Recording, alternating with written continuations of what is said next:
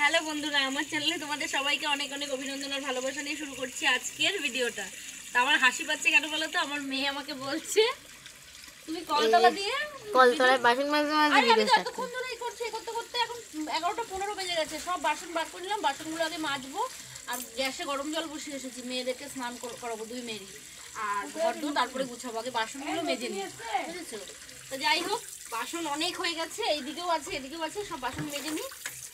মেজে আর ঠান্ডাটাও পড়েছে, নতুন ঠান্ডা তো জলে হাত দিতে ইচ্ছা করছে না। জলে হাত দিতে ইচ্ছা করছে না, নেই।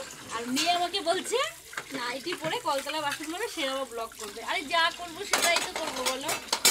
চলো বাসনগুলো মেজে তারপরে ঘরে গিয়ে তোমাদের সাথে দেখা করছি। আমি তো দেখাইনি, আমি দেখিয়ে দিলাম এবার। এটা আমার মটরশুঁটি, পেঁয়াজ কলি, বেগুন, আর কি নিয়েছি, পেঁয়াজ, আর নিলাম ধনে পাতা।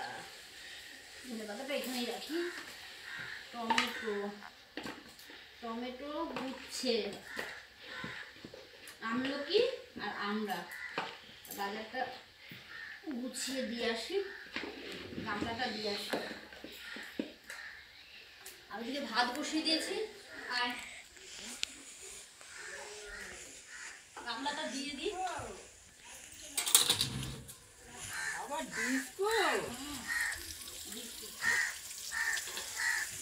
মেয়েকে স্নানটা করাবো, চলো স্নান করবো চলো।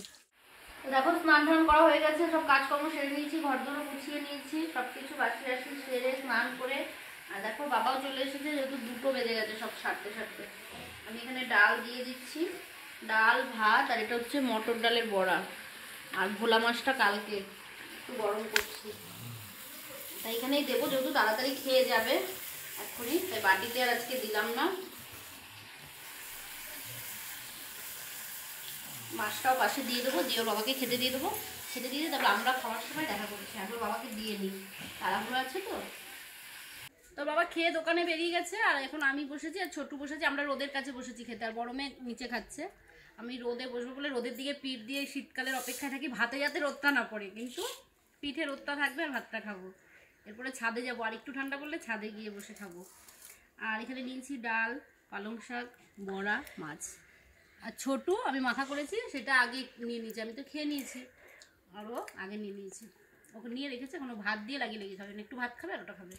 তো চলো খাওয়া দাওয়াটা করি, তারপরে বান্ধবী আসবে, একটু গল্প করব, তারপরে একটু শোবো, তারপরে বিকেলের দেখা হবে। কি করছিস? তাতেই বলছে আমার খিদে পেয়েছে। আমি কী করবো, আমার খিদে পেয়েছে। আমি বললাম তাড়াতাড়ি উঠে একটু ঘর বারান্দাটা ঝাঁপ দে। ঘর বারান্দাটা ঝাঁপ দিলে আমি অন্য কাজগুলো করে আমি রান্নাটাও করতে পারতাম। সব করে পুজো টুজো দিয়ে তারপরে 12টার সময় রান্নাঘরে ঢুকেছি। জল চলে যাবে না, ঠাকুর পুজো ঠিকঠাক হয় না রান্নাঘরে ঢুকে। পুজো দিয়ে গেলে যে রান্নার বাসনটা মাজা হয়ে পড়বে, ঠিক আছে থাক, ওটা থাক, ঠাকুরের জিনিস না থাকে।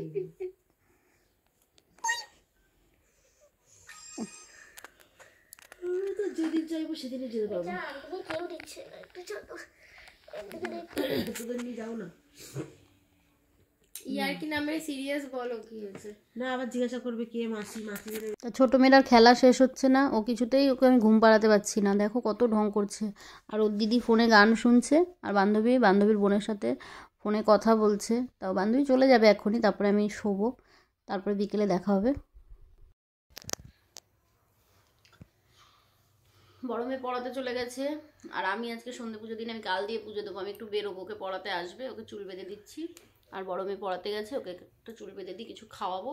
মিস বাড়িতে আসবে, আর আমি একটু বেরোবো ঠাকুরের ফুল টুল আনতে, ওষুধ আনার আছে, ঠাকুরের ফুল আনার আছে, ঠিক আছে? হ্যাঁ, তো ওকে আগে চুলটা ভালো করে একটা চুল বেঁধে দেবো শোনা। আর বিকেলে কি রান্না বান্না করি, খাওয়ার কি ব্যবস্থা করি, আগে একটু বেরোই। আমি 6:30 রাত্রে, হ্যাঁ সরি কথা ধরে, ভুল বললেই কথা ধরে, ঠিক আছে? আর আজকে ও দিদি আর ও দুজনে মিলে সন্ধে পুজো করেছে। দিদি পড়াতে গেল, ওকে আমি একটা চুল বেঁধে দিই, ঠিক আছে? তো চলো আমি রেডি হই, যখন বেরোবো তখন দেখা করছি। তাহলে দেখো মেয়েকে পড়তে দিয়ে এসেছি আর পুরো রেডি। আমি রেডি হয়ে গেছি, একটা ইয়েলো চুড়িদার পরেছি, তার সাথে হুডিটাও ইয়েলো, এটা নিয়েছি কানে বাঁধবো, আর ব্যাগ তো নেবই। আর এই যে বান্ধবীও চলে এসছে, টোটো দাঁড়িয়ে আছে, হরেন দিচ্ছে। তা আমি যাই, আগে কী কী কিনি দেখতেই পাবে, তারপরে এসে কথা বলবো। তো ভাবলাম মেয়েকে বাড়িতে পড়াতে আসবে, আসলো না, মেয়েকে দিয়ে আসতে হলো। মিস ফোন করেছিল, দিয়ে আসলাম, দিয়ে সোজা চলে আসলাম টোটো করে ওষুধের দোকানে। আগে নিজের ওষুধগুলো দরকারি নিয়ে নিলাম, মালিশের ওষুধটা নেওয়ার ছিল, মলমটা, সব কিছু নিয়ে এখানে মিটিয়ে দিলাম। তারপরে বান্ধবী বললো জিলাপি নেবে ও বাড়ির জন্য। তা আমি বললাম তাহলে আমিও একটু নিয়ে নিই, একটু অল্প করে আমিও জিলাপি নিয়ে নিলাম। তারপর বান্ধবী ফুরুলিও নিয়েছিল, আর আমি এর মধ্যে বললাম তাহলে তুমি নিতে থাকো, আমি ফুলটা নিয়ে নিই, যেহেতু বৃহস্পতিবারে ফুলটা পাবো, সামনেই পেয়ে গেলাম। তা আমি প্রয়োজনীয় ফুল নিয়ে নিলাম। বান্ধবীরও ফুল বললো যে দিদি আমারটাও নিয়ে নাও, তো ওরটাও আমি নিয়ে নিলাম। তারপরে ফুল নিয়ে চলে আসলাম সোজা একটা কসমেটিক্সের দোকানে। এখান থেকে আমি একটু নেল পালিশ নিলাম দুটো, কারণ নেল পালিশ আমার শেষ হয়ে গেছিলো, আর যেটা ছিল একটাই কালার ছিল, সেই জন্য আবার দুটো নেল পালিশ নিয়ে নিলাম। আর তারপরে চলে গেলাম মৃত্যুঞ্জয় আমার ঠাকুরের জন্য মিষ্টি নিতে। আমি যেহেতু এখানের ছাড়া মিষ্টি, মানে আমি মিষ্টি খুব একটা পছন্দ করি না, কিন্তু মৃত্যুঞ্জয়ের হলে একটা খাই, তাই জন্য আমি গোপুর জন্য এখান থেকেই নেওয়ার চেষ্টা করি, ঠাকুরকেও আমি এখান থেকেই দিই। তা বান্ধবী আবার শ্যুট করে দিচ্ছিল, তা আমি যেটা যেটা প্রয়োজন ছিল সেই মিষ্টি নিলাম, ঠাকুরের গাজরের হালুয়া নিলাম, এইসব নিয়ে তারপরে ভাবছিলাম যে কি খাওয়া যেতে পারে। যেহেতু আমি একা একাই সবসময় মেয়েদের নিয়ে বেরোই, এমনি কারোর সাথে টুকটাক বেরোই না, আর বান্ধবীর সঙ্গে এসেছে, তা ওকে নিয়ে ভাবলাম কি খাবো কি খাবো। তা ফুচকা তো ছোটো মেয়ে বলেই দিয়েছে নিতে হবে, তা ভাবলাম চলো আগে একটু ফিশ ফ্রাই খাই, আর একটু ছোটো করে মাংস কড়াভাবে ভেজে দেয়, জানো তো, পকোড়াও ঠিক না, ছোটো মাংস ভাজার মতো, এটা চিকেনের আর কি টুকরো। দুজনে মিলে খেয়ে নিলাম গল্প করতে করতে। তারপরে ফুচকা খেলাম, আর একটা পাতাতেই নিয়েছিল ও আর আমি দুজনে মিলে খেলাম। ও আবার ফোন করছিল, ওর তো মানে বারবার ওর বোনেরা ফোন করছিল ওকে, তাই জন্য ওকে আবার আমি খাইয়ে দিলাম। তারপরে ফুচকা টুচকা খেয়ে ছোটো মেয়ের জন্য ফুচকা নিয়ে, কারণ ফুচকা যদি না নিয়ে আসি কোনোভাবেই আমাকে বাড়িতে ঢুকতে দেবে না, সেই ভাবনা করে ফুচকা নিয়ে চলে আসলাম। তারপরে গেছিলাম একটা দশকর্মার দোকানে। দশকর্মার দোকানে আমি নিচ্ছিলাম প্রয়োজনীয় সব জিনিস, হ্যাঁ, ছিল লাল চন্দন, সাদা চন্দনের গুঁড়ো, আরও টুকটাক দরকারি। তারপরে টোটো করে সবজি বাজার করে মেয়ের জন্য কালার পেন্সিল কিনলাম, কিনে বাড়ি চলে আসলাম। আর বাড়িতে গিয়ে তারপরে তোমাদের সাথে দেখা করছি, চলো। সব স্টেশন দিয়ে বাজারে মানে বেরিয়েছিলাম, যে টুকটাক যা যা কেনাকাটি করে আসলাম দরকারি জিনিসপত্র নিয়ে।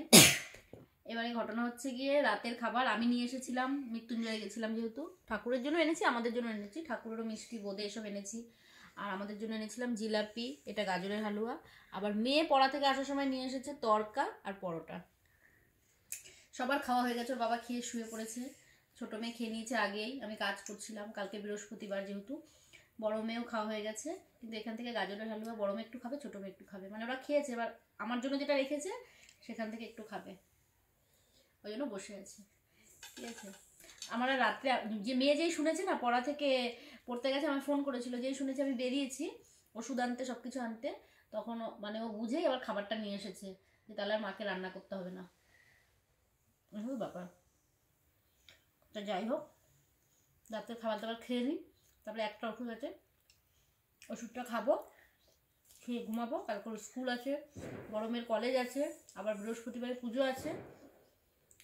শরীরটা আজকে একটু ভালো আছে এবেলা, দেখা যাক কাল কতটা কি ভিডিও নিয়ে আসতে পারি তোমাদের সামনে। তাহলে ততক্ষণের জন্য সবাই ভালো থেকো, সুস্থ থেকো, ছোটরা আমার ভালোবাসা নিও, বড়রা আমার প্রণাম নিও, আবার একটা নতুন ভিডিওতে। সবাইকে শুভরাত্রি।